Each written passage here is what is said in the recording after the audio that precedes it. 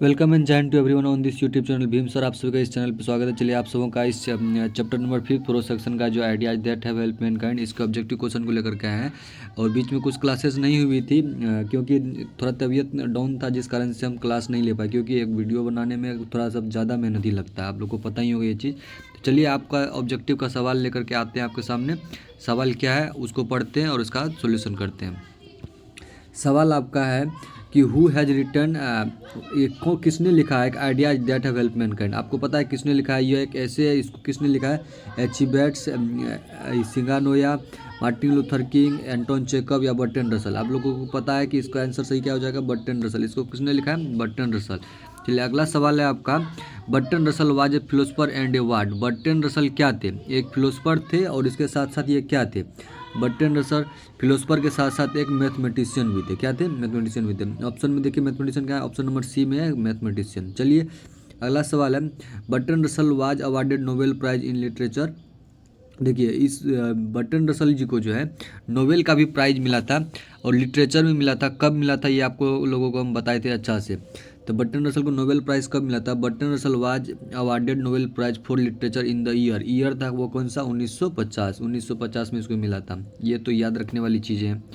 अगला सवाल है, utilisation of dash prove to be. देखिए ये आपको बताए थे किसका यूटिलाइजेशन एक माइलस्टोन के रूप में प्रूव हुआ था।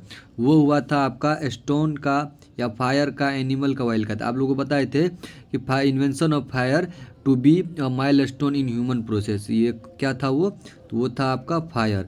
फायर जो था यानी आग का आविष्कार हुआ था, एक माइलस्टोन के रूप में प्रूव होता है मानव के विकास के लिए। ठीक है। चलिए अगला सवाल आपका है, has civilisation taught us to be more. देखिए सिविलाइजेशन हमें क्या सिखाता है? सिविलाइजेशन सिखाता है टू बी, सिविलाइजेशन सिखाता है टू बी मोर क्या? एनिमी, दुश्मनी को पैदा करने के लिए, एंग्री होने के लिए, अपसेट होने के रहने के लिए नहीं। सिविलाइजेशन हमें सिखाता है समाज में एक दूसरे से मिल कर रखने के लिए, भेदभाव ओपन माइंडेड रहने के लिए, यानी friendly toward another persons. Okay. चलिए अगला सवाल है, the taming of this animal made life much pleasant. देखिए मनुष्य का जो डेवलपमेंट हुआ था उसमें जो था कि क्या चीज़, किस चीज़ का पालन जो मनुष्य को थोड़ा सा प्लीजेंट बताया, किसान के रूप में किया। मतलब क्या होता है कि उसमें किसान बनने के लिए, प्लीजेंट मतलब यह किसान, पीजेंट जिसको बोलते हैं, तो किसान के लिए सबसे बड़ा चीज़ क्या होता था कि वो पालतू जानवर बनाने के लिए, मतलब सबसे पहले पालतू जानवर को बनाने के लिए, मतलब टेमिंग मतलब होता है पालन। पालन ऑफ डोमेस्टिक, डोमेस्टिक मतलब जो पालतू जानवर का जो पालन होता है वो इसको मच प्लीजेंट बनाता है। चलते हैं अगला चीज। अगला सवाल आपका number 7, dash skill play a more important role than a cognitive ones. इसमें से किसका जो स्किल्स है, जैसे कि देखिए किसी भी चीज़ को करने के लिए मानव के लिए और ज़िंदगी में क्या इंपॉर्टेंट हो जाता है कि स्किल होना चाहिए। उसके लिए एक्वायर्ड स्किल होना चाहिए। एक्वायर्ड मतलब हो गया कि जिस स्किल का हमें ज़रूरत है वो स्किल हमें सीखना चाहिए। ठीक है, वो स्किल होना चाहिए जो मानव के विकास के लिए बहुत ही हेल्पफुल होता है। चैप्टर नंबर 8 है, सॉरी क्वेश्चन नंबर 8, वो कह रहा है इन द ईयर 1946-47 इस मतलब 1946-47 में a great percentage of bird and human died due to. देखिए 1945 का से 46-47 के बीच में मैक्सिमम लोग या जैसे आदमी हो और या बर्ड्स हो, पक्षी हो, उसका जो मृत्यु हुआ था किस कारण से हुआ था? तो वो हुआ था हंगर के कारण से। क्योंकि देश उस टाइम में बहुत सारे, जैसे इंडिया में तो आज़ादी के वाले बोलते, और उस टाइम में महामारी बहुत चल रहा था, तो इसलिए तो हंगर के कारण से हुआ था। The most indubitable respect in which ideas have help mankind. इसमें से देखिए क्या कहता है कि most indubitable respect in which ideas, इसमें से कौन सा आइडियाज मनुष्य के डेवलपमेंट के लिए सबसे अच्छा, बहुत ज़्यादा हेल्प करता है? तो वो था मशीनिस्ट, कंप्यूटर, नंबर्स या मनी।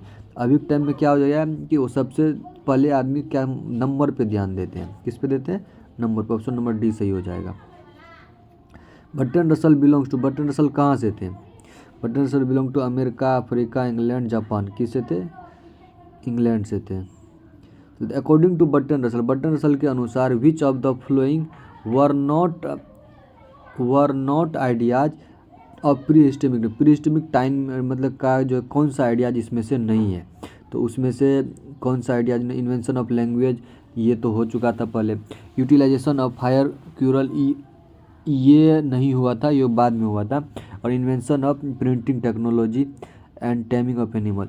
देखिए, जब बर्ट्रैंड रसल के अकॉर्डिंग कहता है कि प्री हिस्टोरिक टाइम में क्या नहीं था, क्या नहीं था, तो लगभग लैंग्वेज का आविष्कार तो हो गया था, यूटिलाइजेशन भी लोग कर लेते थे क्यूरल के लिए आग का थोड़ा थोड़ा। एनिमल भी मतलब पशु का भी पालन करना सीख गए थे, लेकिन उन लोगों के टाइम में इन्वेंशन ऑफ प्रिंटिंग प्रेस नहीं था, प्रिंटिंग का टेक्नोलॉजी नहीं था। इन हाउ मैनी टाइप्स, इसमें कहता है कि how many types has Russell divided in ideas. Ideas मतलब कितने टाइप में डिवाइड किए थे इनके आइडिया को। इनके दो पक्ष थे विचार के। कितने पक्ष थे? दो पक्ष थे, ठीक ना। How many types has Russell divided the ideas. चलते हैं अगला सवाल।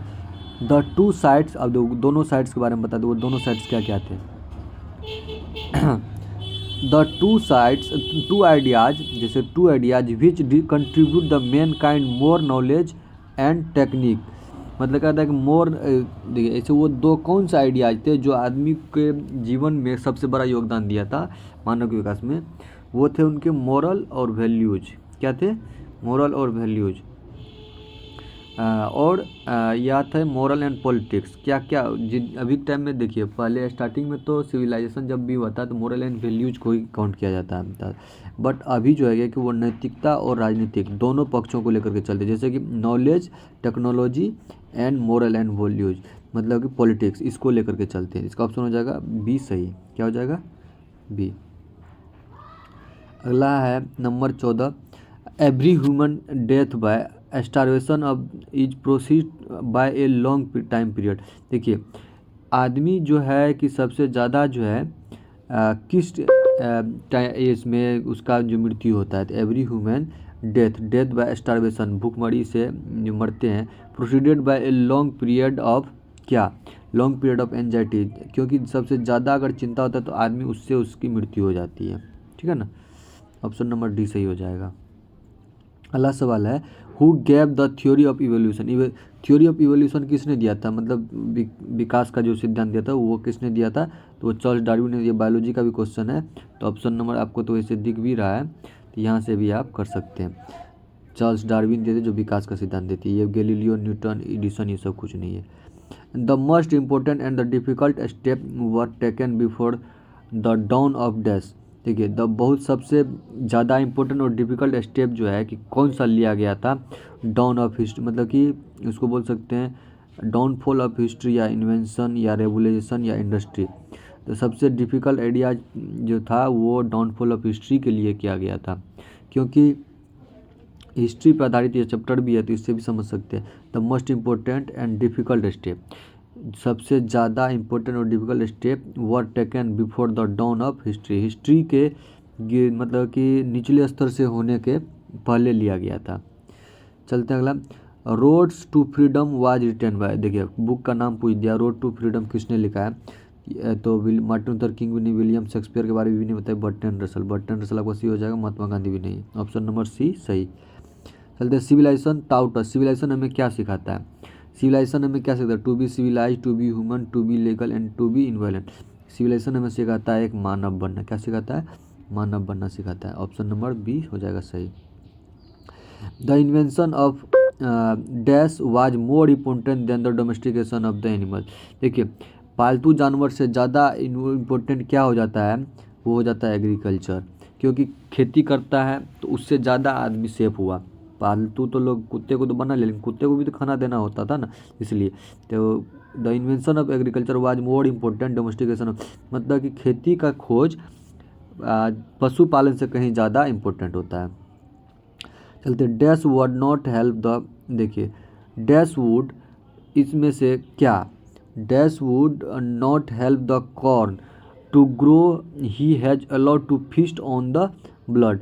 किस के मतलब सब किस में किया गया था कि कौन सा ये हेल्प नहीं करता कॉर्न टू ग्रो? एक राजा होने के लिए, एक डेवलपमेंट करने के लिए, he was allowed to feast on the blood, किसी पूरे सबके रक्त में दौड़ने के लिए, तो वो था मुलोच। क्या किस जगह की बात किया है? वो मुलोच की बात किया है। ऑप्शन में आपका हो जाएगा ए सही। And dash was also a commentator on a large variety of topics. इसमें से कौन जो है वो कमेंटेटर भी थे, तो बर्ट्रैंड रसल थे। आप लोग को बता ही देते, इसका आंसर तो दिख ही गया। Ideas that have helped mankind written by, तो आप लोग को इसका आंसर पता है किसने लिखा है, तो बर्ट्रैंड रसल जी लिखे हैं। किसने लिखे हैं, तो बर्ट्रैंड रसल जी लिखे हैं। बर्ट्रैंड रसल वाज आल्सो क्या थे, ये इसमें से क्या क्या थे, वो तो साइकोलॉजिस्ट भी थे, मैथमेटिशियन भी थे ना। ये तो नहीं थे, ड्रामाटिस्ट नहीं थे, पेंटर नहीं थे, नोवेलिस्ट रहता तो चलता, तो वो क्या थे, एक मैथमेटिशियन थे। Who wrote the piece I am not a Christian, किसने लिखा है कि I am not a Christian, मैं क्रिश्चियन क्यों नहीं हूँ, why am I not a Christian, वो लिखे हैं Bertrand Russell ji. And idea that help mankind has been written by, ये सवाल बार बार आ रहा है, वो किसने लिखा है, तो वो आपके लिखे हैं Bertrand Russell ji. Civilisation has taught to be more friendly, अब सिविलाइजेशन हमें क्या सिखाता है, हमें ज़्यादा से ज़्यादा फ्रेंडली होना चाहिए। Our attitude toward outside of our herd is, तो वो कह रहा है कि हमारा जो एटीट्यूड है toward outside of our herd, उनसे क्या किस चीज़ से भरा, वो हॉस्टिलिटी से, हॉस्टाइल से सब बाहर होकर के बताता है, मेरा एटीट्यूड जो होना चाहिए वो।